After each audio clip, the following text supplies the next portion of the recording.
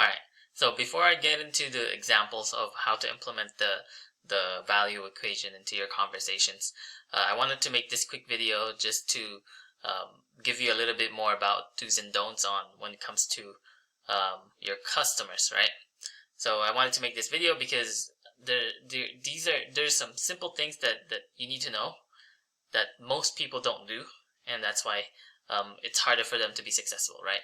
And I'm giving you the tips and tricks that these folks do that you can implement it yourself, so you can help be able to make as much money as possible, right?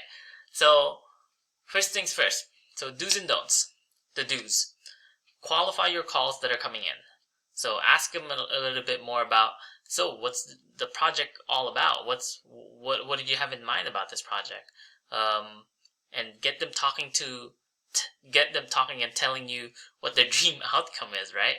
So, and then you can tell from the intent of whatever they're telling you, you can tell the intent of how serious they are. If they're all there, all they're talking to you about is price and asking you about what your prices are, then they're probably a tire kicker. But if you can read the intent of, oh yeah, I want this backyard for my wife and I, and so we can have some place to sit around and watch TV or drink some wine or something like that. If you know that and read the intent is more intense, they're more likely to buy from you, and that should tell you, that's an indicator that that's a hot lead that you don't want to lose.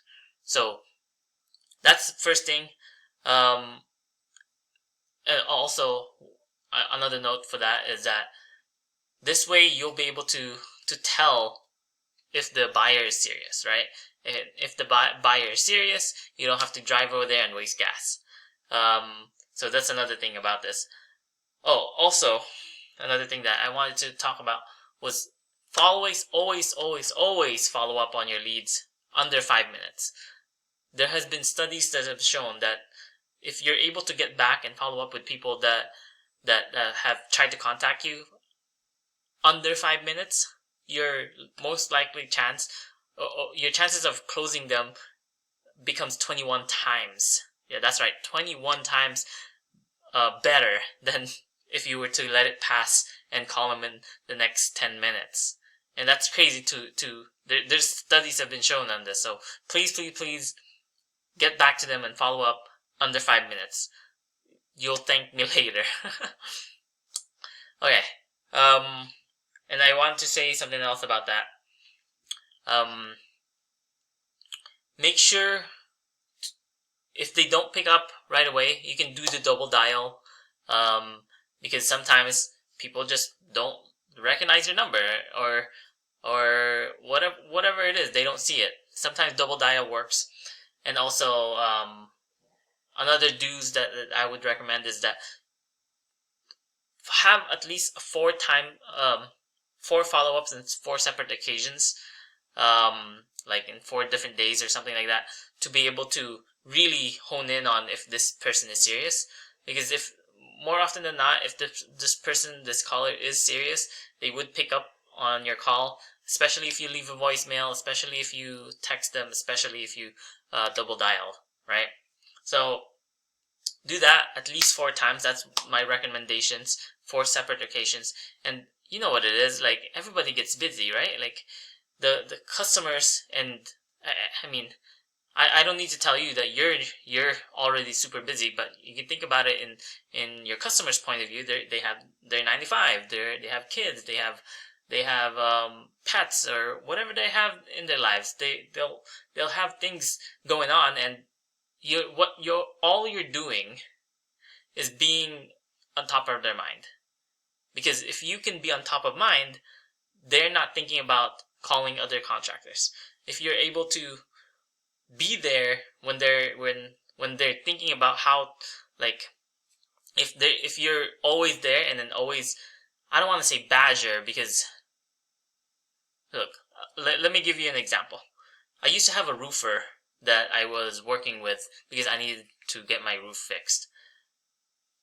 My calendar was so busy at the time that even though I knew I had to do this, I had to get my roof fixed because there was a leak and it was staining on my ceiling, I kept putting it off because it was unnecessary and not high priority. But if I knew that if that roofer called me back once or twice, I would have probably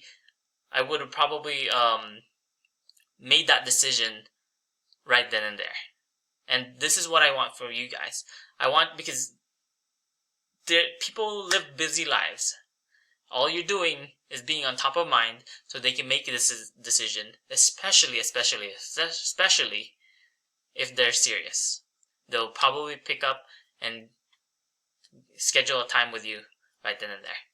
So, that being said, I think that's all I have for you. Oh no, actually, sorry, it's not.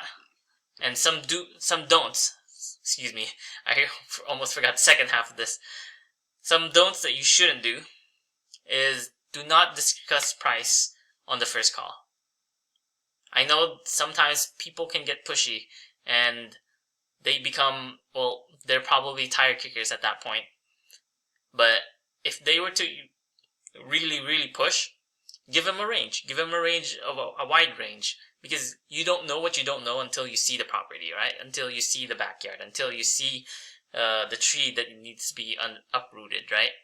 So you don't know what you don't know until you get there. So give them a wide range, especially if you have a design and an installation and there's multiple things that you need to do to be able to do a project for them, right?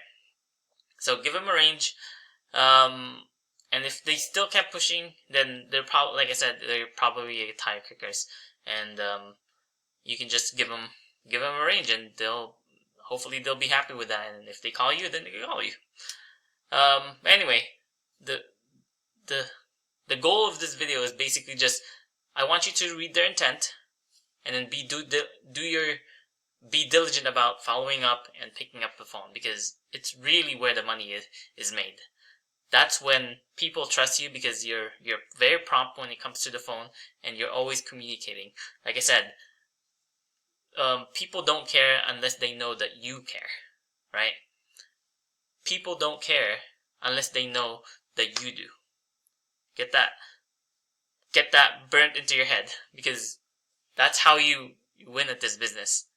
You care more. You do more. You give more value. Alright, that being said, that's all I have for this video, and then I'll talk to you in the next one. Bye.